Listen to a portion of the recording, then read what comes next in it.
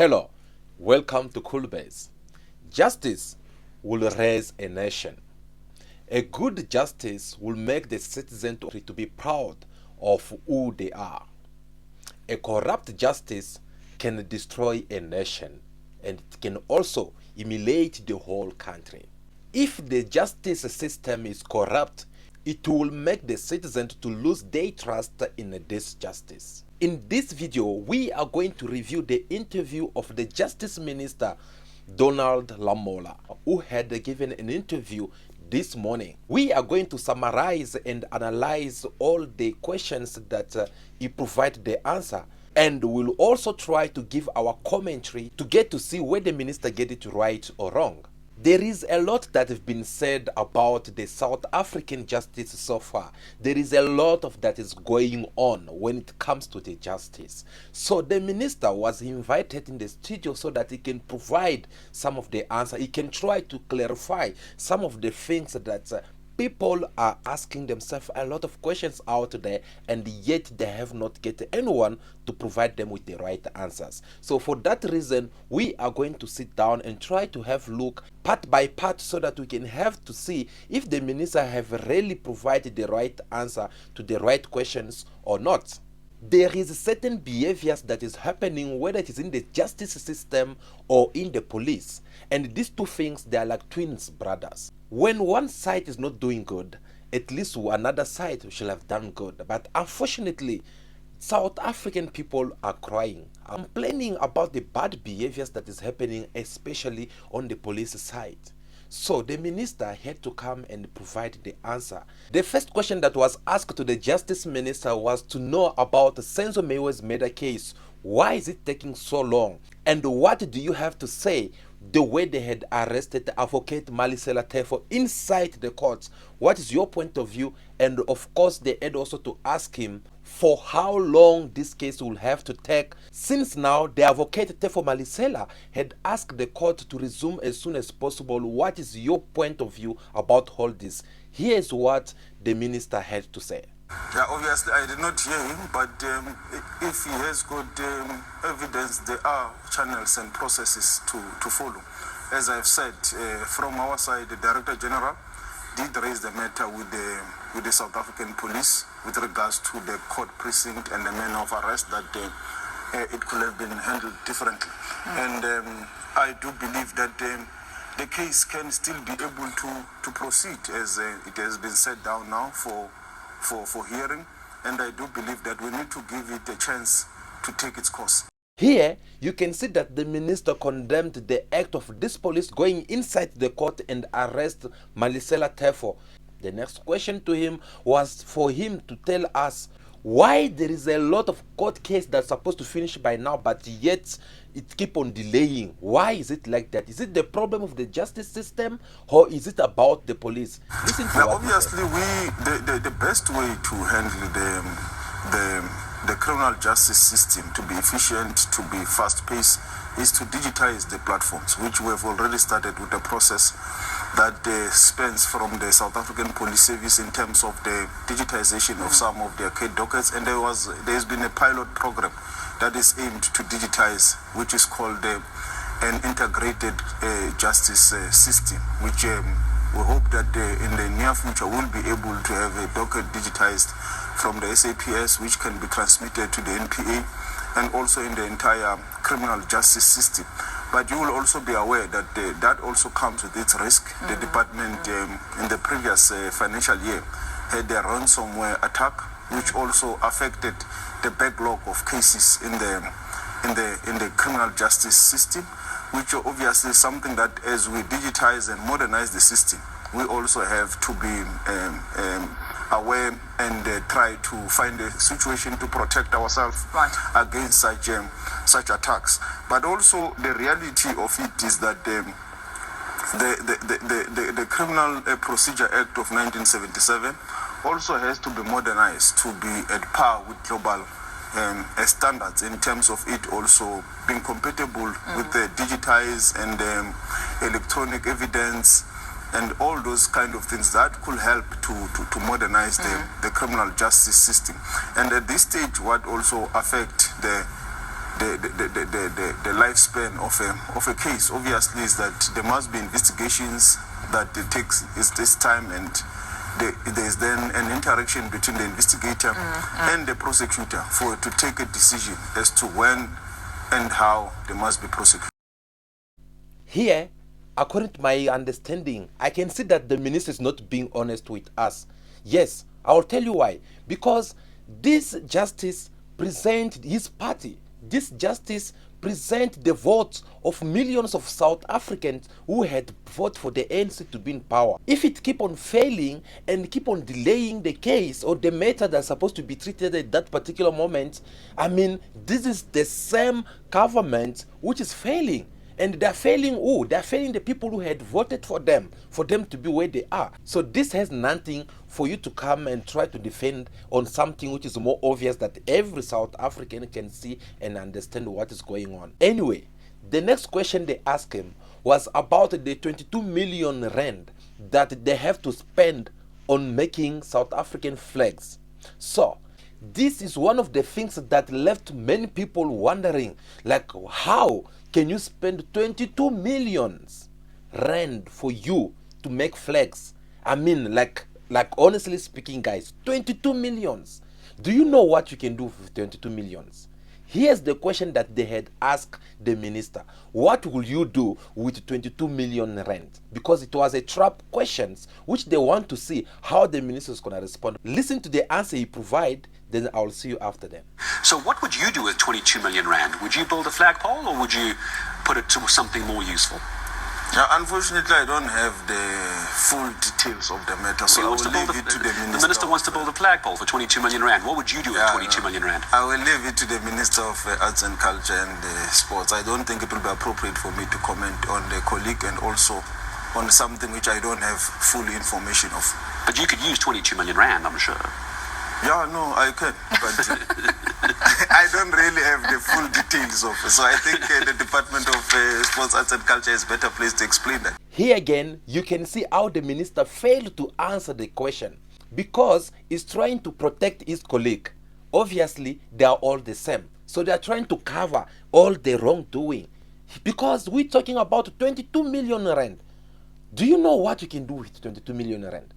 With 22 million rands, do you know how many schools you'll build for the people of South Africa? With 22 million rands, do you know how many kilometers of road you'll have to build with it? Guys, I mean, these people are not taking it serious. Because how can you just take a project of something, a cloth, which you put colors on it, red, green, white, black, you mix them and yet 22 million rands, just like that. Honestly speaking, me, I don't buy it. I don't know about you, but me, I don't believe. You can't spend that much money on something which is more simple that can take up to 3 million if it is too much for me. So the next question they asked him was to know about why Julius Malema with EFF, they have to hire a private investigators so that they will go and try to find the killer of Hillary Gadis. Is it that the police failed to do the job, or is it that they don't just want to rely on the police service and the justice? Listen for yourself to what the minister had to say.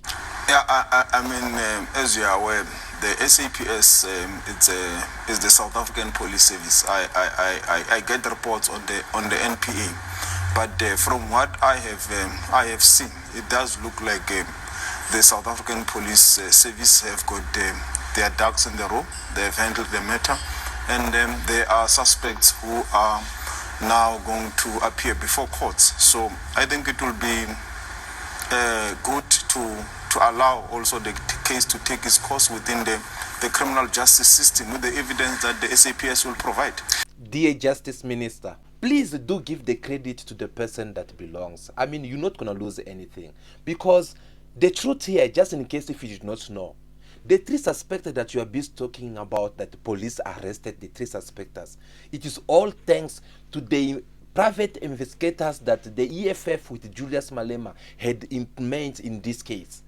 We all know, I mean, we have the Senzo Miwa case here. The police took 8 good years for them to come and bring the wrong suspects to the court. We know what is going on. So imagine if the EFF did not also try to hire these private investigators in this case. Obviously, by now, they will tell us another story like, no, we're still searching for the criminal who had killed Hilary Gadis.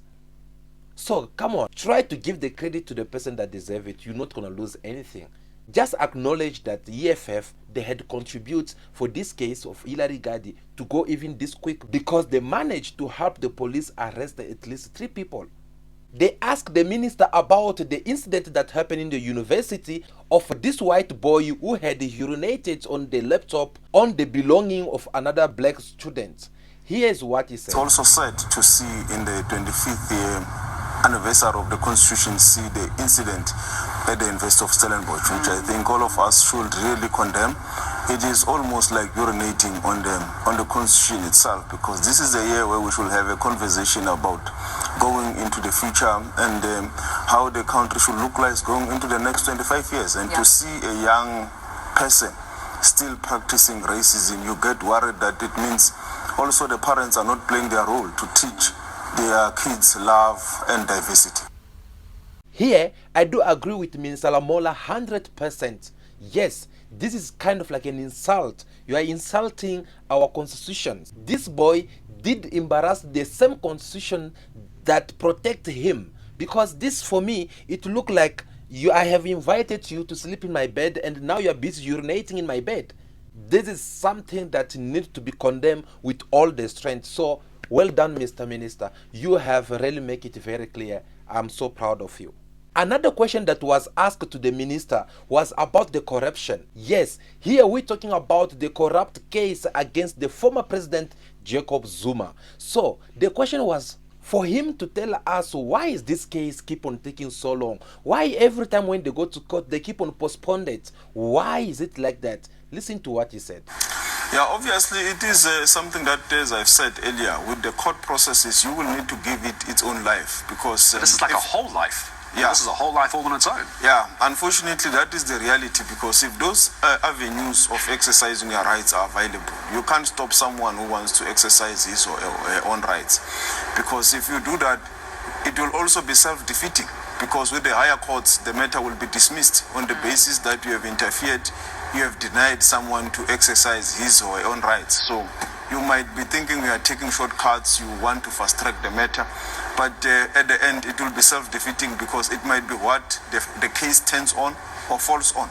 So it's better to allow the law to take its course, so that you are also able to justify in the higher courts with the checks and balances that all processes have been followed, and the conviction, if there is any, it is within. The next question that was asked to the minister, I mean, this one is gonna blow your mind.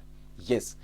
After the minister have been asked all these questions that is bothering South Africans, they had to ask him that, do you see that there's any chance, after all these things we are seeing today, will the President Ramaphosa have a second chance to be voted for the second term? And here is what he said. Yeah, no, he does. I think there is emerging consensus within the organization that we need stability, we need continuity, that he must continue to lead the organization. But obviously that will have to be subjected to the processes of the organization still, because it is the end of the term.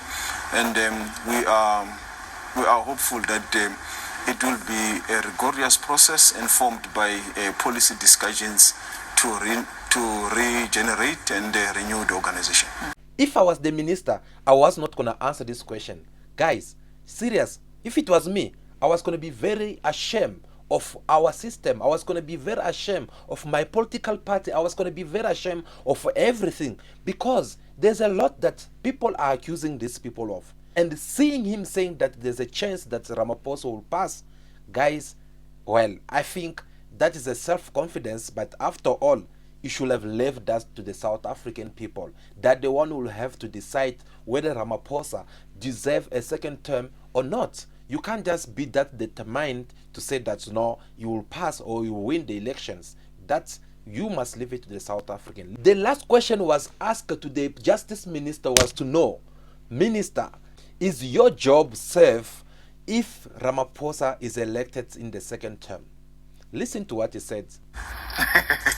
No, I will leave that to the president. I don't want to put him in any difficult corner, but from my side, I'm going to do my job until he has said otherwise. Your Excellency, yes, you said it very well. You have to leave that to the president himself.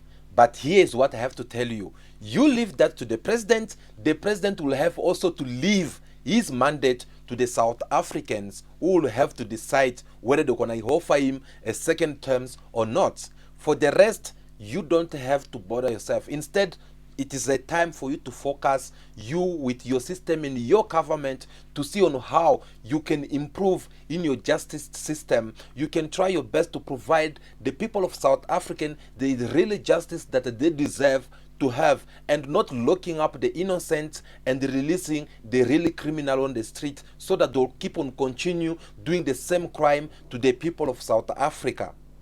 Thank you so much for watching this video until this moment, but do me a favor, before you go, don't leave without giving me your thumbs up. Subscribe to the channel, especially if this is your first time to watch our videos. Do subscribe to the channel, because here we do bring you the best analytics and we provide you with the best commentary about what is happening in the country. You deserve to know the truth. You deserve to know everything that you have the right to give your point of view. My name is Dopsy, for those who don't know me. For now, I'll have to leave it here. Drop us your thoughts in the comment section down below. I'll have a look on it. We would love to listen from you and what you are thinking about this interview. For now, continue to be yourself. Be kind, be good. Have respect for everyone in order for you to be respected. I'll see you again very soon. Ciao, ciao.